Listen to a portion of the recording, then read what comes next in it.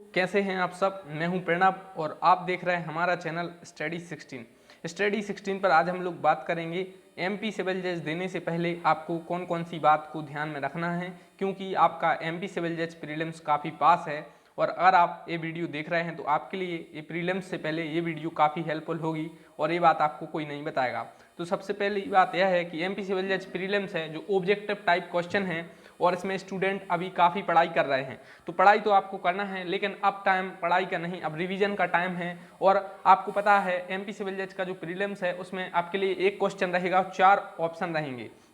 तो आप अभी से ज़्यादा ऑब्जेक्टिव क्वेश्चन सॉल्व करें और आप रिवीजन करें, तब आप पेपर में राइट ऑप्शन को टिक कर पाएंगे। क्योंकि मैक्सिमम स्टूडेंट्स जो प्रीलिम्स से डिस्क्वालीफाई होते हैं वो 2 या 3 मार्क्स से डिस्क्वालीफाई होते हैं और वो भी आंसर उन्हें आता है। कारण यह है कि वो लोग रिवीजन नहीं कर पाते हैं। तो अगर आपने अपनी पूरी तैयारी कर रखी है तो भी आपको रिवीजन करना जरूरी है, क्योंकि आप रिवीजन करेंगे तभी आप एमसीक्यू का राइट आंसर दे पाएंगे। क्योंकि कुछ क्वेश्चन डायरेक्ट सेक्शन वाइज होते हैं कि रॉन्गफुल रिस्ट्रेंट किस सेक्शन में डिफाइन है, आपके लिए 4 ऑप्शन दिए रहते हैं और आप उनमें कंफ्यूज हो जाते हैं। क्योंकि जो प्रीलिम्स पेपर है इसमें आपको ऑब्जेक्टिव क्वेश्चन आएंगे, इसमें आपका यह टेस्ट नहीं किया जाएगा। इसमें नॉलेज तो टेस्ट किया ही जाएगा, लेकिन नॉलेज तो कई स्टूडेंट्स के पास है, कई स्टूडेंट्स काफ़ी किताब पढ़ चुके हैं। अब टाइम है आप बेयर एक्ट से रिवीजन करें, आप एमसीक्यू ज़्यादा से ज़्यादा सॉल्व करें, प्रीवियस ईयर पेपर को एनालाइज करें। तो पहले जो हम लोगों ने चीज़ देखी है वो है रिवीजन। आपको मैक्सिमम टाइम रिवीजन करना है, काफ़ी कम टाइम बचा हुआ है। और आपको अब्राहम लिंकन वाली स्टोरी तो याद ही होगी।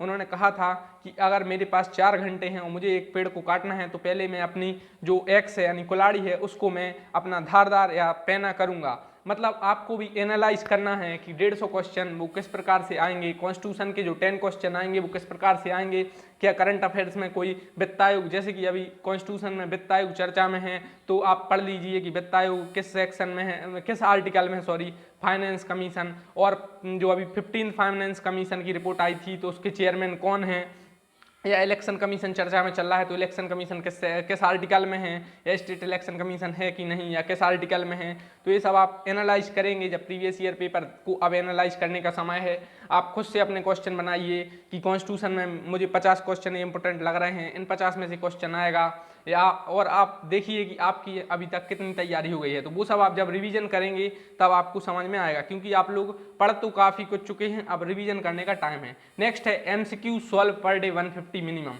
आपको एमपी सिविल जब आप प्रीलिम्स एग्जाम देंगे तो आपको 150 ऑब्जेक्टिव क्वेश्चन वहां पर आपको सॉल्व करने पड़ेंगे। तो आप अभी से तैयारी करिए, 150 इंपॉर्टेंट क्वेश्चन सॉल्व करिए। और मैं तो यह कह रहा हूं कि आप एक एक सब्जेक्ट, जैसे आईपीसी है तो उसके आप कहीं से भी 150 ऑब्जेक्टिव क्वेश्चन 150 एमसीक्यू कहीं से भी निकाल लीजिए, कहीं से भी आप देख लीजिए, किसी बुक से देख लीजिए, वो ऑब्जेक्टिव क्वेश्चन सॉल्व कीजिए। क्योंकि आप लोग पढ़ें तो काफ़ी कुछ रहते हैं, आप मल्टीपल बुक्स भी रिवाइज की हुई हैं, लेकिन आपको वहाँ पर तो आपको ऑब्जेक्टिव क्वेश्चन सॉल्व करने हैं। तो आप अभी से वो ऑब्जेक्टिव क्वेश्चन सॉल्व करिए, आईपीसी में कौन कौन से ऑब्जेक्टिव बनते हैं, और आप एक लिस्ट निकाल लीजिए कि आईपीसी में इतने सेक्शन, ये सेक्शन इंपॉर्टेंट हैं।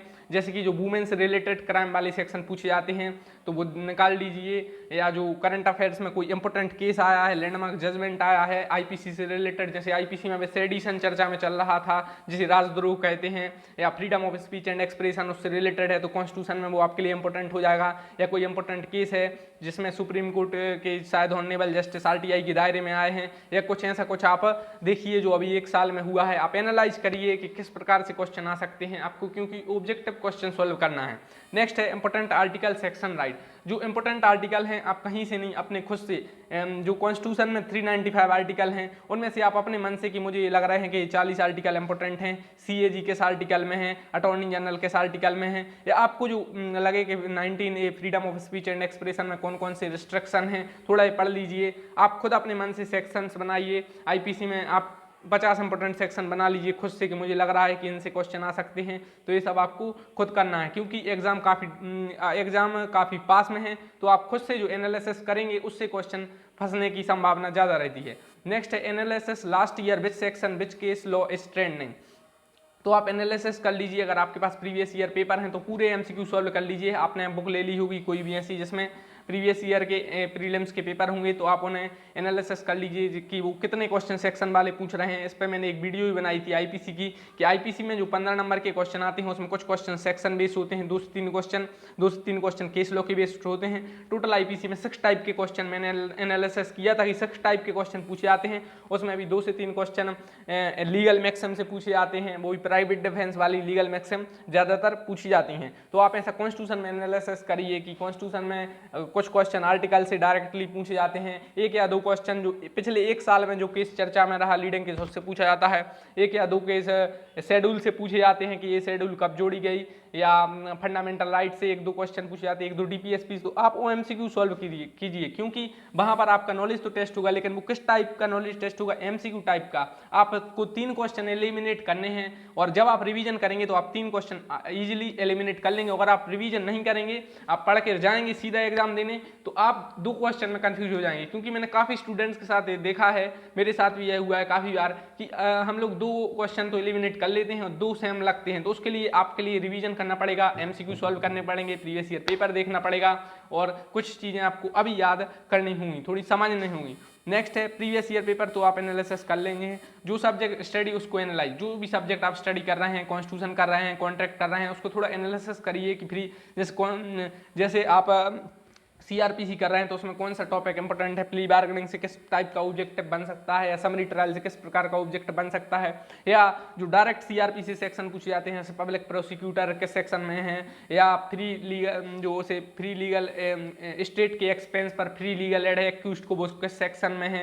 इस प्रकार के क्वेश्चन आपको देखना है तो आपको एनालाइज करना पड़ेगा, खुद से आप एनालाइज करिए आईपीसी में कौन कौन से आईपीसी में सेक्शन पूछे जा सकते हैं। जैसे कि मानव शरीर वाले पूछे जाते हैं 299 से 377, उसमें आप कोई इंपॉर्टेंट 20 सेक्शन निकाल लीजिए कि ये 20 सेक्शन इंपॉर्टेंट हैं, या ऑफेंसेस रिलेटेड टू मैरिज अभी चर्चा में चल रहा था तो वो देख लीजिए, और वुमेन्स रिलेटेड जो क्राइम है वो आप अलग लिख लीजिए एक पेज पर, ताकि आपको सेक्शन याद करने में इंपॉर्टेंट हो, चाहे वो 498A हो या 354 हो। क्योंकि पिछली बार सिविल जज में 2018 के सिविल जज में पूछा गया था कि स्टॉक में किस सेक्शन में है, आपके लिए 4 ऑप्शन दिए थे, 354C, 354D, 354B या 354A। तो इसमें काफ़ी स्टूडेंट कन्फ्यूजन हो गए थे और वो आंसर गलत कर आए थे। तो ये सब आपको ध्यान रखना है। और कुछ लेटेस्ट अमेंडमेंट अभी सीआरपीसी में, आईपीसी में जो भी लास्ट अमेंडमेंट जब भी हुआ हो, या कॉन्स्टिट्यूशन में आप जो इतने एक्ट 15 सिविल जज में आते हैं, मतलब जीके कंप्यूटर इंग्लिश में लाकर, तो जो भी कुछ आपको लगे कि नई चीज़ आई है या कुछ हटाई गई है चीज़,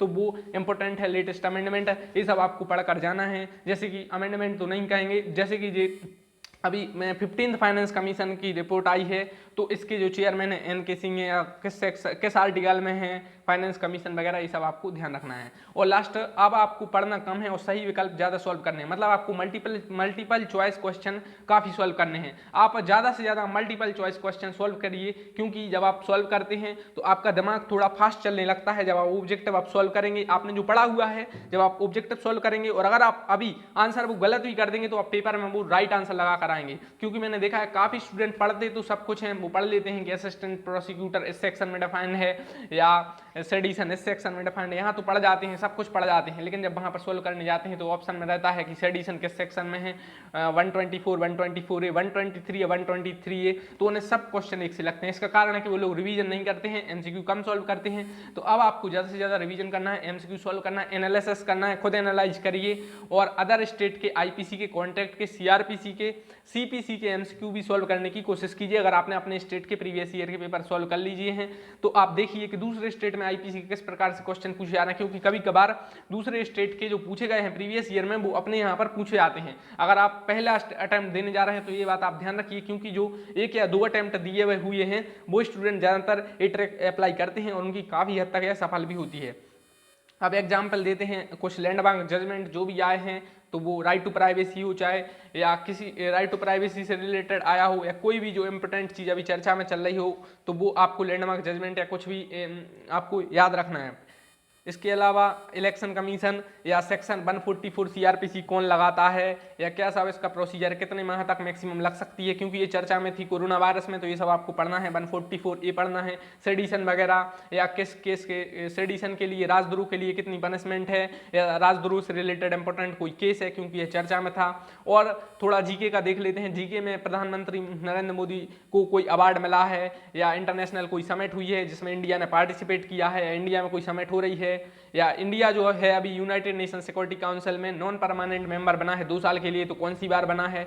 इस प्रकार से कोई नया दिवस इंडियन गवर्नमेंट ने लॉन्च किया है, जैसे कि पराक्रम दिवस इसी साल से मनाया जा रहा है, तो वो किस डेट को मनाया जाता है, या किन की याद में वो मनाया जा रहा है, या किन के जन्म दिवस पर मनाया जा रहा है।